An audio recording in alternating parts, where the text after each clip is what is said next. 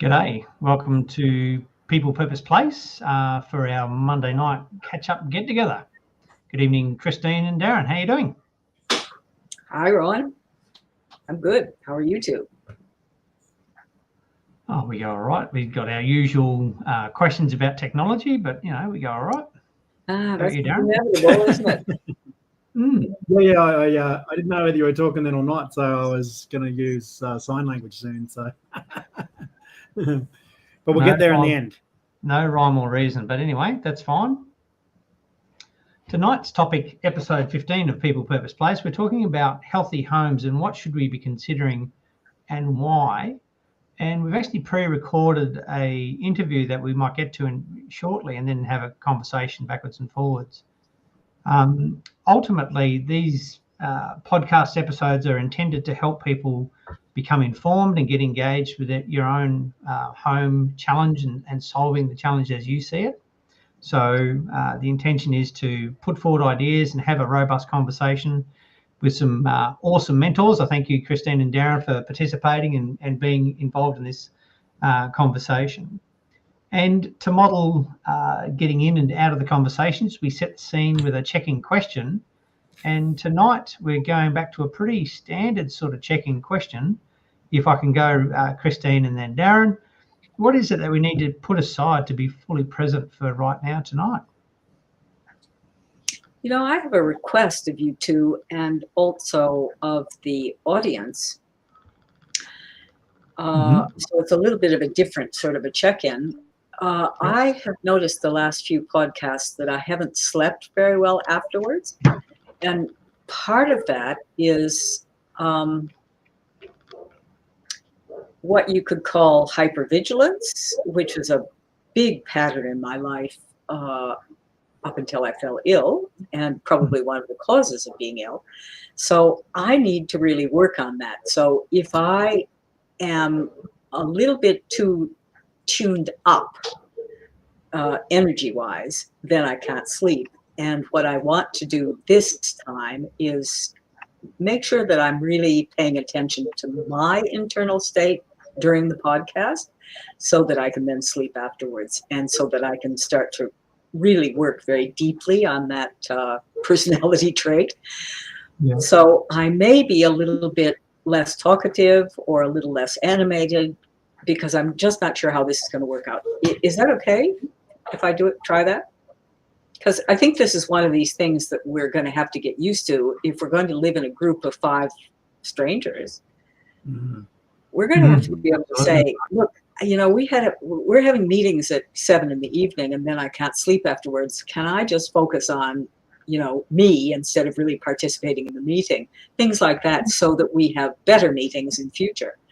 And I think we might as well just get used to talking like that to each other, being really honest about how I feel about things and how things are working for me and what I'm struggling with. So if that works for you two, I'll try it that way, and we'll see what comes out. We'll see what comes of it. Yeah. Thank you, Christine, for modelling that. And as we are talking about all things healthy, sleep is a really important component of good health, of course. Yeah. So whatever we can do to assist. So it's not something that I'm cursed with. I tend to sleep pretty well, but I understand it's a major issue if you don't. For a lot of us. Yeah. Darren, how about you? Yeah, I appreciate you bringing that forward, and I think one of the things we've realised is your curlews like to join in. Yeah, they do love to have. They love to have their word. No, I've realised they have no problems with sleeping, by the sounds of it. No, they like to yell and then sleep. I appreciate you being authentic there, because I think that we've realised that's part of what is to be a really close group, is for everyone to increase that level of trust and authenticity, and I appreciate you passing that on. I was trying not to be prepared for this check-in question, to maybe a little bit more present for my answer. And I think what I'm going to leave behind is I actually have some internal It's not anxiety, I don't think, but it's certainly some sort of emotion that I'm feeling. And I don't quite know what it is at the moment, but I'm going to put that aside and come back to it after our session. But yeah, I just wanted to acknowledge that I have got that at the moment, and I'm appreciative of the fact that I can actually check in with that before moving on. Beautiful. Rowan, how about you? Thank you, Darren and Christine. That's an awesome, explicit, clear check-in. Technology might be getting to me. I've got a very minimal sort of connection to the internet, so I look like I may or may not drop out. But I have a couple of family members who've had some medical issues this last week. So I've got off the phone this afternoon with one of them, and he needs to sort his life out, but it's somewhat confronting or challenging. So I need to put that aside to be here and now for this hour together. So we all have something that we need to account for. Let it be, and jump into this moment. I think perhaps we could introduce Professor Anne as the preeminent expert in healthy homes. We've worked with her, it'll be about 10 years, and maybe not 10 years, 6 or 8 years already, Darren? Yeah, certainly that long, yeah. Yeah, certainly that amount of time, and actually very grateful for her input in my learning around healthy homes. We've got a video which we pre-recorded in the last couple of months since she's finished her full-time professor work for the University of James Cook Uni. And maybe we could play that now and then jump into some question and answer and dialogue afterwards. What do you think? For it. Sounds perfect. Go. G'day everyone, it's Rowan from Renovation Insider. Today we'll be discussing the importance of indoor air quality with the help of our specialist and dear friend, Professor Anne. Most people don't realise that in your day-to-day life there's a significant number of contaminants in your indoor environment that affect your physical health. At least 1 in 3 Australians have a reaction to some personal care products, but we cannot identify specifically what they are reacting to, nor those long-term consequences. Furthermore, we have no idea of what the chemicals are in fragrances, as they are commercially sensitive, and consequently we have no idea what we're placing on our skin and ingesting. Everyone is aware that sometimes the house can get messy, and God forbid you have a teenage son. Young boys in particular won't pick up on the same smells from their room that you do. Although using a fragrance or some perfume to freshen up your room can also affect your health due to the harmful chemicals that could damage you or your child's lung health more than any potential offence to your nose. Already we have 12% of Australia's population identifying as somewhat asthmatic, and this number is increasing. So the further use of these chemicals will not help us in any shape or form. So, what should we take into consideration and how can we improve this situation? Be aware, indoor air quality is not thought about or cared for like outdoor air quality is. This leads to a serious problem of indoor air quality becoming unmonitored and unregulated. Examples of these unregulated pollutants include air fresheners, cleaning products, and our personal care lotions and potions. The other major culprit is housing materials, especially newly renovated homes, where these new materials can off-gas from carpets and new floor materials and paints, creating harmful fumes. This is a major problem, for all of these products do not have a requirement to list all their ingredients.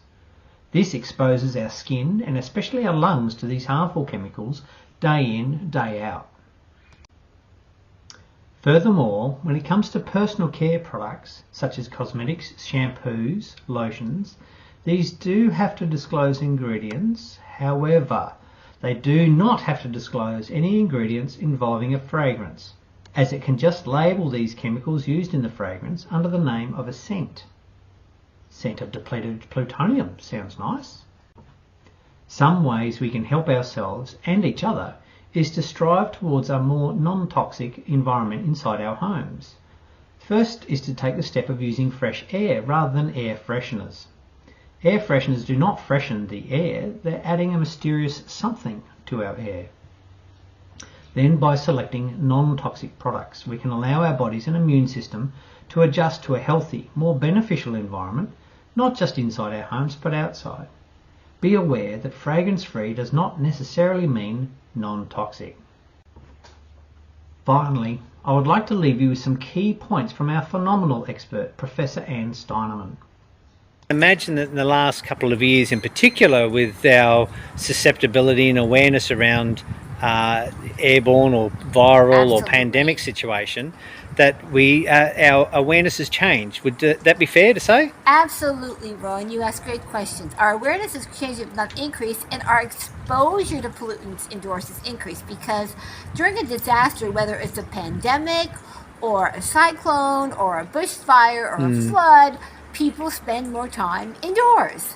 And that means people's exposure is going to be greater. Plus, the products that people are using indoors to combat, whether it's the pandemic or mold or something, are going to emit hazardous chemicals. Most of our exposure occurs indoors, more than 90% of it. And that's because of two factors that make the problem worse. One is that we spend most of our time indoors. About 90% of our time, if not more, is spent indoors in industrialized country. The other problem is that pollutants indoors are several times higher indoors than outdoors. So while we have all this attention on monitoring and regulating outdoor air quality, the real culprit is indoor air quality, which is essentially unmonitored and unregulated. So I call it the perfect storm. So you have most of our exposure to pollutants occurs indoors. Yep. But these indoor environments are not regulated or monitored like they're outdoor. So now, nobody's checking their air quality inside their house. There's no requirement to. What's the big bad actor here? It is things like consumer products, air fresheners, laundry products, cleaning supplies, personal care products, candles, household items. That's one of the culprits. The other culprit is building materials, especially in new and renovated buildings. Yeah. So the problem is things like the flooring, the carpeting, the plywood, the furnishings, the paints, the varnishes, the finishes, all of that. Museum.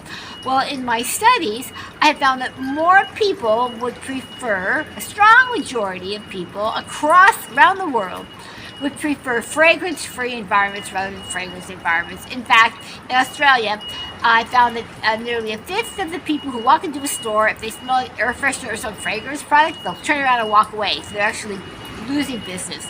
Given a choice between a hotel that is fragrance-free or a hotel that pumps like some designer scent through the HVAC system, a strong majority would prefer the fragrance-free hotel. Now, this is even among people who are not sensitive to fragrance. So a third of people are sensitive to fragrance. 2/3 of Australians don't really say that they are, even though they may be. But they still would prefer fragrance-free hotels, fragrance-free airplanes, fragrance-free workplaces.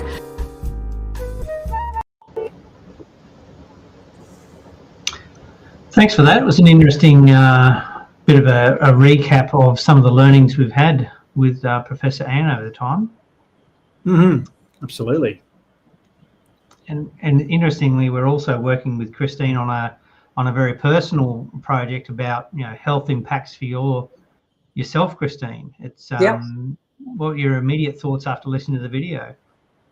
Well, she's so right, and there are so many of us who are not really sensitized to those chemicals and whatnot, and part of that is just being a little bit unaware, but part of it is just being healthy.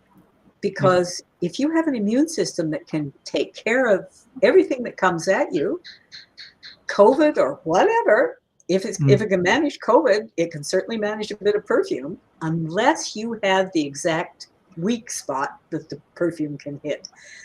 So the question isn't only how aware are you or how healthy are you? It's sort of a combination of both. And I certainly have since falling ill myself of one of these mystery syndrome diseases, which is probably a post-viral disease,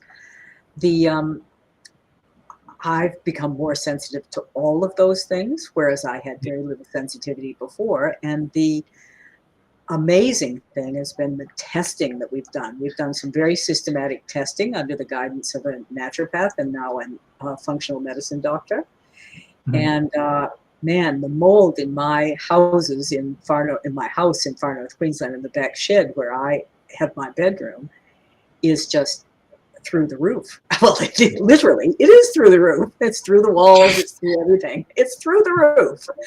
So we're actually right now, the three of us, working on a project to build a little new building for me that is mold free, to see if that alleviates some of my worst symptoms. And boy, I have known for the 50 odd years that I've lived in Far North Queensland that I moved to the mold capital of the universe. But it's taken more than 40 years to have it come to a bad health situation. The chickens are coming home to roost, sort of thing. The chickens are coming home to roost, unfortunately. And so the question then becomes, how do we make sure that homes are the healthiest possible so that the people in them are the healthiest? Thanks. But yes, I'm really looking forward to moving into a mold-free environment. Darren might speak to a few. I'm just concerned about my internet connection, but some of the technical things that we need to consider in a new build weren't immediately obvious. But Darren, you might recap some of those things that we've done in our learning in the tiny healthy house already. Yeah, and I think one of the most important things you pointed out there is, Christine, which I think is a little bit universal, is when we first started to look at this space, one of the things which was most interesting was until you actually had a personal impact, most people were really, really quite unaware. And because I think Professor Anne might have passed on a very important part, which, if she comes from LA, I think originally, Rowan, in that part of the United States, I think from memory. And that was obviously during the, 40s, 50s, 60s, was always heavily polluted, and they had to go through some quite stringent changes. So, but that meant probably Americans in that part of the world were more hyper aware of the impacts of, chemicals in their environment because it was highly visible in something like smog. Whereas Australia is where, we don't get called the lucky country for nothing. So much space in between us and the big polluters, as you would call it, means that I think we've all got a little bit blasé about, this issue, and particularly indoor. Once we're inside our homes in suburbia, away from a major industrial area, we're not really that aware of stuff.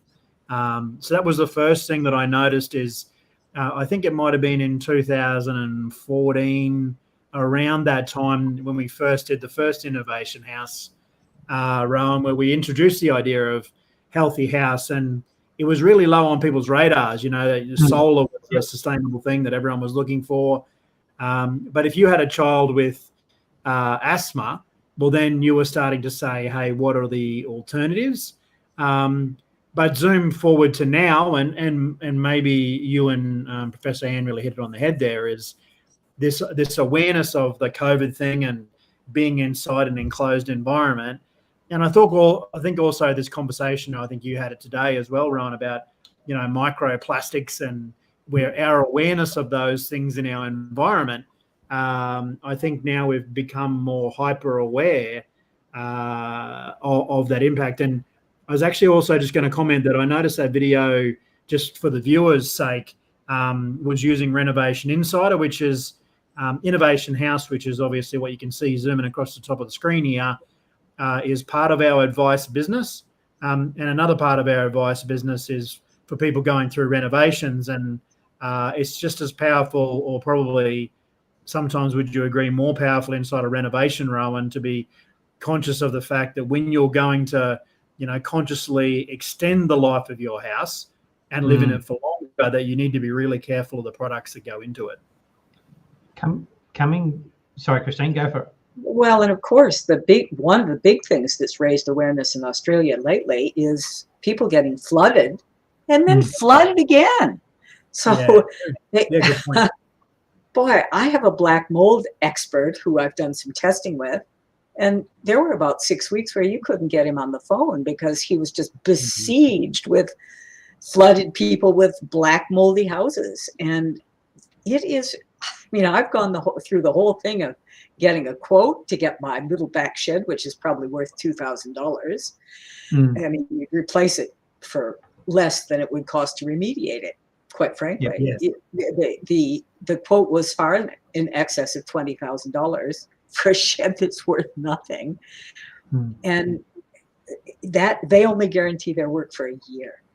So mold is an enormous problem. And of course, if you're somebody who gets in a brand new car and says, let's roll down the windows because you don't like that VOC smell, that volatile organic compound smell, right, don't get mold in your house because every insult adds a little bit more burden to your immune system. Yeah, and that's really interesting too. We have to have enough. We have to have enough exposure to microbes and things that we're healthy. Yes. People were keeping their kids too clean and too hygienic for a while. Yes. But boy, if you have, black mold hiding behind all your crawl spaces and ceilings and walls in all your insulation, you really are harming your health. And, it starts with perfume.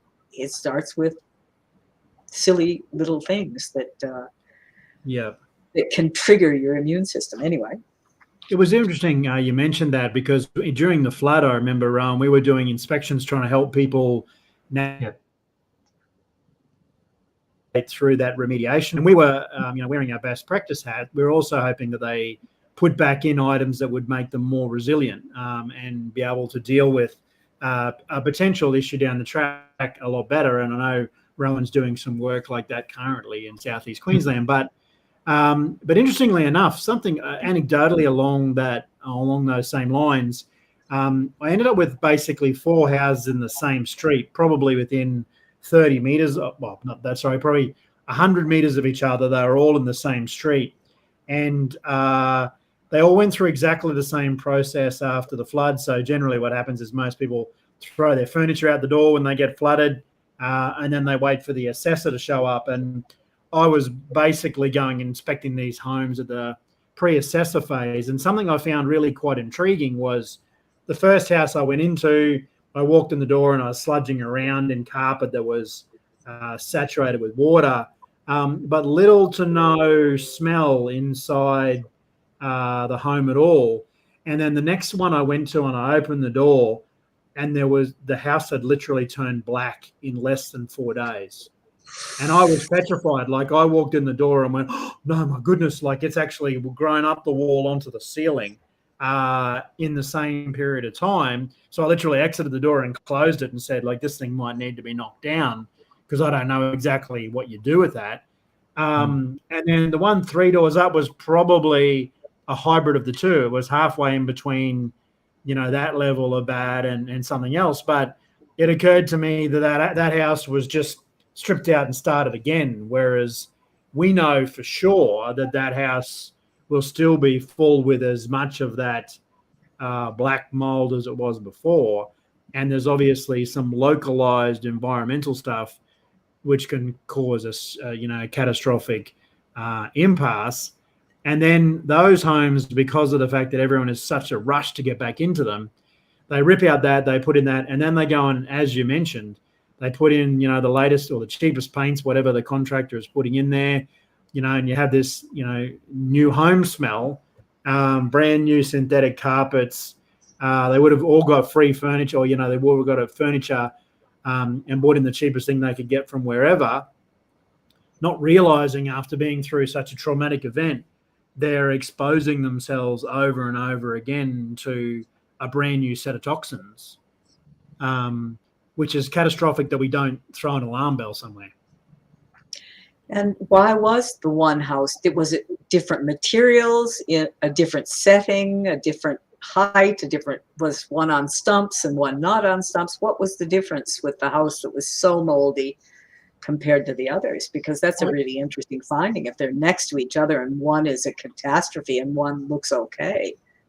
I think if I had to make, and this is it's not a scientific response because I don't know the exact answer, but I did notice that if I was generalizing, and it's absolutely no judgment on the person who was in there, but it appeared to be less cleanly than the other two homes. So it had been a little bit more run down. Like when I looked in there, there was a lot of stuff sort of sitting around that maybe hadn't, and it also looked as though the people maybe had just purely air conditioned the place for the bulk of its time, and it hadn't been necessarily aired out naturally as well. So I think while we understand that our environment, sometimes the humidity is so high you just got to turn on the air conditioner. I think it was a rental property, and it just had the look that it had been. The air conditioners were incredibly dirty and a few other things like that. That it maybe just wasn't quite as well looked after, which gave a better environment for those guys to live in. And then we had a flood, which gave them moisture and humidity, and they went, "Hello, party at my house," and just exploded. Where the other homes were probably maybe didn't have the incubation period as much, and that's just purely observation, not science behind that. Fascinated.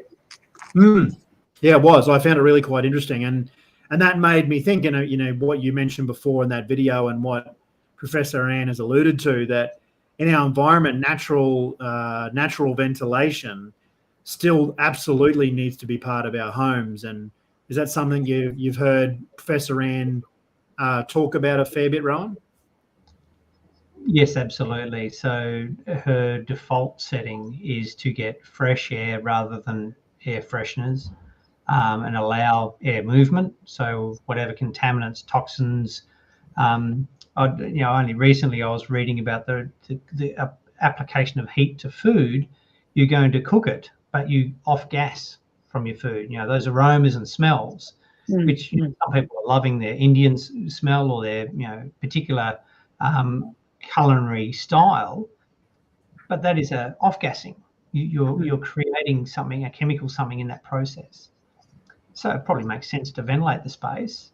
A recent change in the Australian building standard has been that ducting needs to vent outside of the house. So initially we used to just have a fan above the cooktop that would spin the air around, but wasn't actually extracting it out of the kitchen space. It wasn't ducted. It wasn't ducted anywhere. You could actually completely just have a recirculating range hood above your cooktop. I gotcha. Which wasn't taking the air anywhere.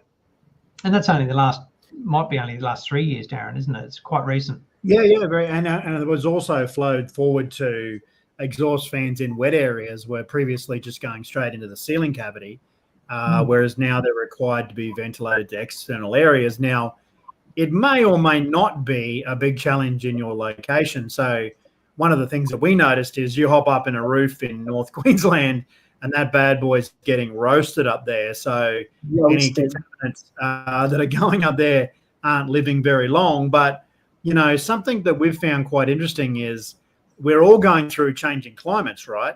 So whether that we would have or things that we necessarily would have had benefit. So one thing that's quite interesting, so I have a ColourBond roof on my roof, which is Coolmax, which is a special color which ColourBond brought out to be a highly reflective white, whiter than surf mist.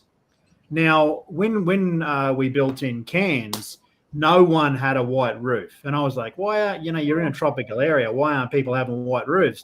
And it was all due to mold, because they're in the wet tropics and you guys are in that same wet tropic zone, a white roof would look black within one cycle. And that was never an issue in Townsville because of 9 months worth of non-rain. Dry. Dry. Really dry. So, serious dry. Exactly.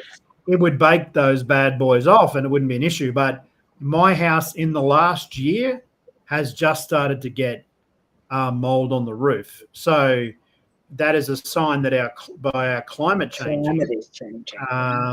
that we're going to increase the risk of having mold on those roofs, because we're having these intermittent rain events which we normally would not have had, and even these storms of the last week, they've been coming from the west, which is highly unusual for a coastal location to be getting its rainstorms coming from inland rather than from the coast as they normally do. So I suppose you've got to be, as with the floods occurring every second year, is going to change the way we look at how we have to treat and be careful in our homes. Getting back to products just for a moment, we do have a history of being quite aware of risks around asbestos in our building products. Yep. And if we were to do a renovation and we knew that we had asbestos in the place, I think most of us now would vacate the premises and leave it to professionals to come and do that decontamination and wait till it's complete before we move back in. Yet we might be exposing ourselves to much the same contaminant in a fresh new paint, fresh new carpets, fresh new furnishings, that we might do it room by room and still be breathing in that space, because we're doing this, after watching a Sunday night TV show and doing a bit of a modification room at a time. So we're not giving ourselves, there's two factors that Anne particularly stressed. Professor Anne was saying, one is time. So while you can smell those things active and when you first get the new paint smell, there's something there that you need to be aware of and respond to. Give it time, it will settle down.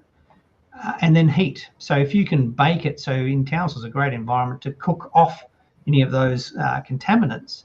So if you can leave it open and let it bake for it might be only weeks rather than months, and then all of that chemical activity has exhausted itself, fresh air has cleansed it away, and then the house is back to a relatively inert space.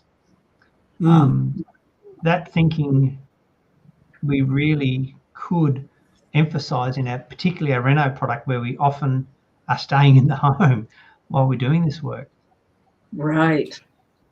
And it's actually a very good point, because I think one of the things is we're only now just starting to understand some of this stuff, aren't we? Like we all had Teflon on our pans, and we now realize that chemical is incredibly carcinogenic and cause lots of problems.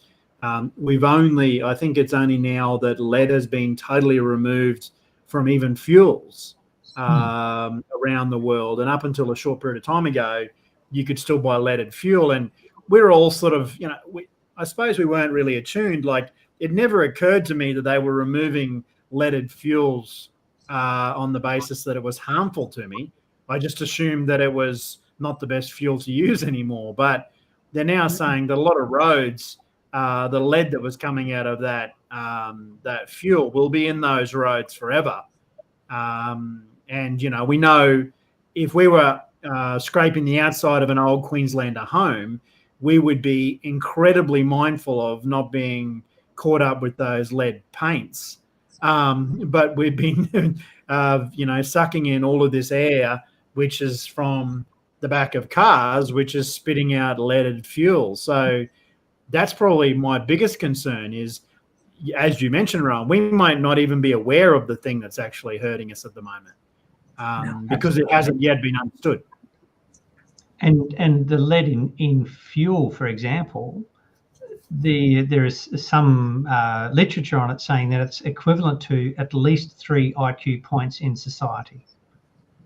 Wow. So while you have leaded fuel going around, you've just dropped blanket everyone's IQ by 3 points, which you can't really afford that.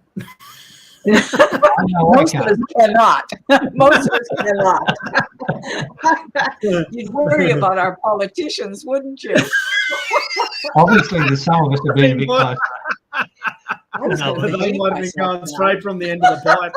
I think, yeah, they were inhaling that in big quantities. But all jokes aside, there are also UK councils, local councils, that have been sued by residents because the local air, road, and intersection design and infrastructure is such that they don't get sufficient clean air, and so they're now suing for the impact of that on their ongoing health. Now, as Christine's finding out, how do you get your health back once you've compromised it? Well, and Professor Ann found the same thing. And I must Absolutely, say, yeah. you talk about 3 IQ points. I think what they found in Flint, Michigan, where they had the lead pipes, water pipes, and there's been a refusal to reorganize that, and then a change in the water that was put through the pipes. So all of a sudden, the lead in the pipe was made much more available to people.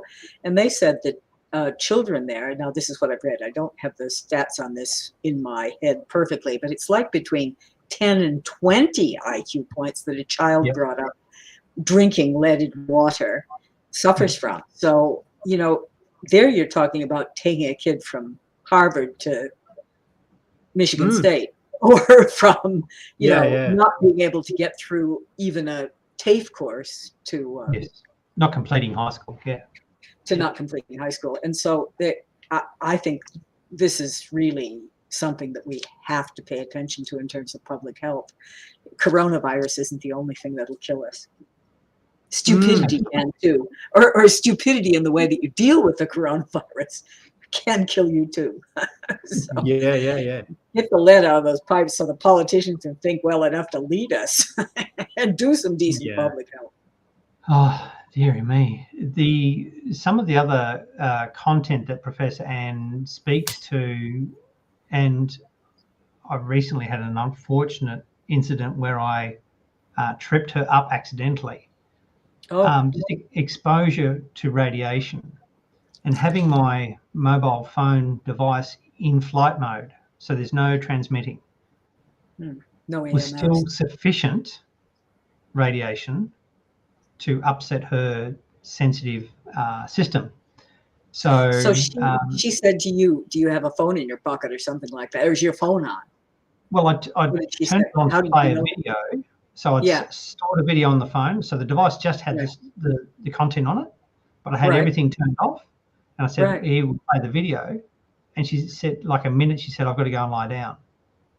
That is super sensitive. Wow. Incident of, there's a habit that's apparent with lots of ladies, perhaps slipping the phone onto the top of their bra. In their bra, yeah. And incidents of breast impact in that specific spot. Really? So there's lots of things that we are doing have relatively short understanding. Like the mobile phone's been around 30 years, 50 years? Yeah. Not 50, 30? No. Yeah. 30, yeah. No, I got one in 1992. Yep. So 30, yeah. And as you said, we don't quite. And the hard part with some of these conversations is normally said there, for some people who are listening in would be going, that's bullshit or whatever. And we've had the same issue. And I think Professor Ann has been very good at articulating these conversations to keep them scientific. But I think it might have been Christine earlier on today when we're having a bit of a chat, is that some of this is beyond our ability to test. If we don't have, we know that the human body is a hell of a lot more sensitive than probably what, our most incredible sensor is. And that's a little bit, what Professor Ann is able to show us, is that we don't know what we, having people like her who have hypersensitivity is a bit of a beacon to us to be able to say, okay, there's things here that we need to be conscious of. And the challenge with that is that up until it becomes aware to everyone, everyone sort of throws it in the, the crazy loony bin, you're wearing an alfoil hat and all the rest of it. And those people, that must be absolutely demoralizing when you have a real genuine problem, and you want to get away and go out into an environment, and then someone whacks a 5G tower beside you, and you start getting impacted because no one else can feel it doesn't mean it's not real. And I think you even mentioned today, Rowan, about this idea that, even people being conscious of brain fog, that could be, to some extent, could be linked to, chemical exposure that they're not even currently aware of. Yeah. Absolutely. And part of the mechanism for that is that everything that comes into your body that makes your immune system activated so that it can get rid of it can also produce brain inflammation, because inflammation is what you need to get rid of the things that your immune system is fighting against. So it creates the inflammation in order to save you. And of course, in terms of evolutionary biology, human beings had to have incredibly strong immune systems, because we don't have thick skin or plates like a hippopotamus or something. We don't have claws. We don't have any protections. So anything that harms us, any cut, any scratch, has to swell up, has to have blood brought to the area, has to have a lot happening. And the human being who had the most activated immune system was the human being who survived. He survived getting gored by a wild boar or something. And today, the human being who has a highly activated immune system, that is to say, who survived from all those people who had very highly reactive immune systems, is the one who's in an absolute shit pile, because they're reacting to everything. And what are there? 87,000 chemicals that have been added to the world since the Industrial Revolution. And most of them, we have no idea what they do to a human being, or what they do to this human being compared to that human being, or this human being in this environment compared to that one. So I think, brain fog from brain inflammation is a big thing, and that can come from a scratch. I mean, a small amount of it comes from a scratch. And then what happens if you're being assaulted all the time with VOCs or lead or whatever it is? What's that final straw that breaks the camel's back? It's not immediately clear, because there's so much that we can't even test or address. That's it. Most of us can't perceive these things. Science doesn't have a handle on it. So in the last 30 years, we haven't seen anyone explode from using a mobile phone, so just keep using them. Oh, okay. Yeah, it's a problem. And if you want to, people are overreacting, then you have, that's when everyone starts pointing at conspiracy theories and all the rest of it. But you can't shoot too many holes in the conversation we're having. We're not over dramatizing it, but we're just, creating some real truths there that, literally this is all being new to our human physiology, which is, we just don't know the impacts. And you're right. I mean, my wife's a classic example of that, an autoimmune disease. I think there's more people, like yourself and, who are passing around information. There's more being generated by the people with the diseases than there are the people who are trying to understand the diseases, because, modern medicine doesn't always have the answer for everything. And this appears to be something that it's still chasing to catch up with what is actually happening. Well, and of course, the other problematic about this is that there's a political problem here, in that those who are profiting from the chemicals, and that includes us, because I like to drive on a road with no potholes, and I like to have, all the amenities of modernism. But it doesn't mean that, that we can actually provide that for everybody and be healthy, because we put so many products into everything and we haven't tested them. And to wait to test them, well, that might be the prudent thing to do, but it's not a very human thing to do. No, we also have all all the pull back and forth of who's making money out of this, who's benefiting. We're all benefiting. We've got cheaper clothes, cheaper this, cheaper that. I mean, inflation is happening now, but we have gone through a period of having very cheap product. And if it was killing us, we were just glad it was cheap mostly, which is probably not a good enough attitude. So we have to look to ourselves, to our politicians, to our scientists for a little better guidance. And we need to be voting for the people who will look after our health. And at an individual level, I need to be aware that, you know, beer and pizza might be high on my list of favourites, but it's not going to help your. No, it's not going to help your immune system. No. I think that's a very good point. Even just increasing our awareness is, even if this, you know, anyone listens to this now or in the future, if you just become more aware of what's around you and what you're taking in and how that might impact on you, that's a massive step forward. And I'm sure, I have no doubt that, you know, after this, we're going to all go out and do stuff where we're not readily aware of what we're being exposed to. But I suppose if we're more aware, and particularly in things like renovations or building a new product, you can take a little bit of consideration, because from what I've seen, not a lot of this stuff actually costs vast amounts of money difference. It just actually requires you to, yeah, I mean, realistically, even in your situation, building the thing out of metal frame, because we know that metal frame is inert versus timber frame, which isn't.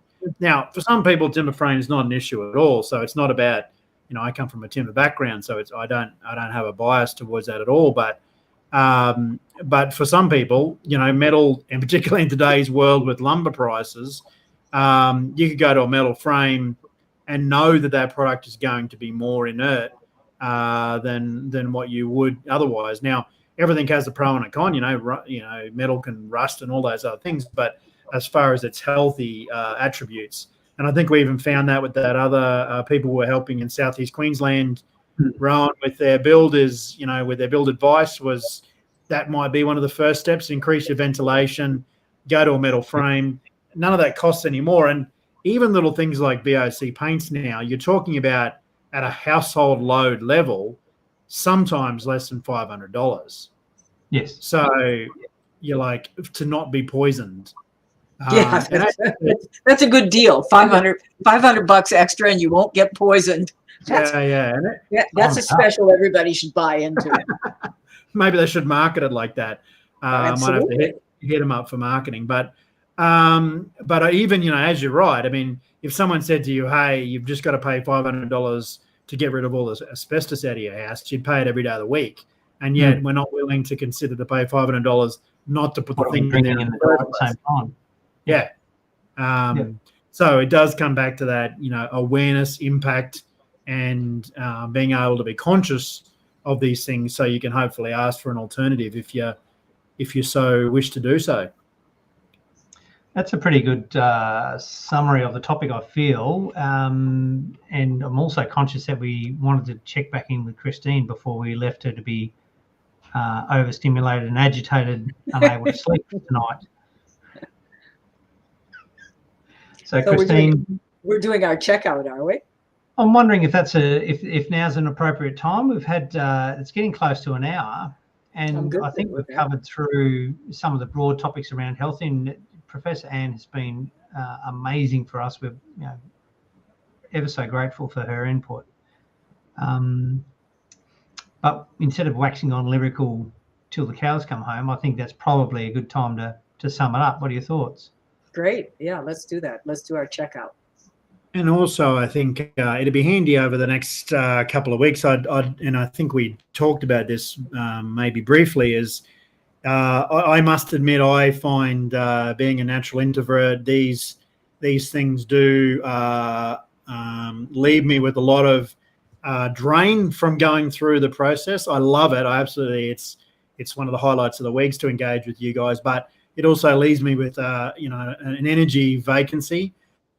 So maybe it'd be interesting to see over the next couple of weeks if we can even model on the way out how we might be more attuned to leave behind this, or hopefully help to reduce the impact on you, Christine, because you're obviously incredibly valuable to these conversations. But in the same instance, your health is more important than that. But if we could find a good way for us to, whatever the exercise is that we can help to get to that place, I think would be good for us to model about how a group might use some of these things as well. Well, certainly, I think I've stuck to my intention and only spoke when I felt like I could speak easily enough without generating too much anxiety or hypervigilance or anything like that. But because I love the camera, of course, I love to talk into a microphone. You get a TV camera anywhere around and I'll walk over your back to get to it. It's nothing. I don't love it. But the question is, do I tip that into, you see it with dogs all the time, don't you? One person will come up to the dog and they pat it and stroke it and the dog is fine. The next person does all this, oh, how are you? And the dog gets all anxious. Yeah. Well, some dogs need to be livened up, but some of them just get anxious from that approach, don't they? So everybody has to figure out their own level of arousal is what it amounts to. And I feel like I sort of kept pretty good tabs on mine, kept breathing, feeling my feet on the floor, grounding, and coming back to myself. So I feel like I did a good experiment tonight. Well, thank you. Thanks for letting me try it. Thank you, everybody. I think it's hugely helpful to model the behaviour. Darren, how about yourself? Do you feel that you can step away from this evening and put it aside? Yeah, I think so. I think I probably will necessarily. My wife probably gets a bit frustrated that I go out and sit in silence for a while, but I think that's maybe my debriefing mechanism anyway. And catching my internal, whatever feeling I had before I started this is not there at the moment. So I feel pretty level and balanced at the moment. So I think that's, for me, a good place to be as we come to a finish. What about yourself, Rowan? Can I just ask a question, Darren? Did at any point during the hour, did that emotion actually name itself or label itself to you?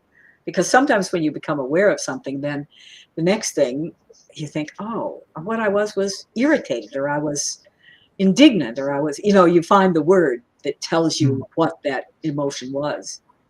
Did you find that? This time I don't think so. Okay.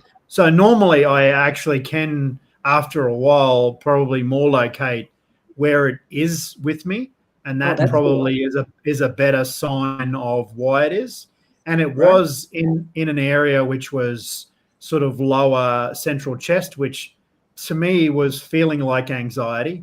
But as time went on, it didn't manifest as heightened anxiety, something that you could say was getting in the way, but then just generally going through it's definitely not there now. So, but that's interesting also that I couldn't necessarily name it either. So something to be learnt there for sure. I don't think you have to name it, but I think just the awareness that you couldn't name it is really useful. Anyway, thanks for letting me interrupt, Rowan. What was your checkout? Oh, look, I'm just thankful again for the time on a Monday evening. I appreciate that it's upset you, or historically might have upset your sleep. So I know that's a cost, and just appreciate your time. All of us are busy, but it really is incredibly valuable to me to have some time with some quality humans. So thank you so much for that. I think we can sign off, and hopefully we'll have a guest in next week. We've actually got, it sounds like, 2 back-to-back guest spots, so that might be a bit entertaining. The intention is to have Michael along next week, and then Maddie in 2 weeks' time is the plan at the moment. So stay tuned for a couple of all singing, all dancing guest appearances around all things dancing. Thanks for sending your good vibes, Rowan. I picked them up. Thank you. Awesome. Thanks all. Have a cracking evening. Both. See ya. Thank you. See you later.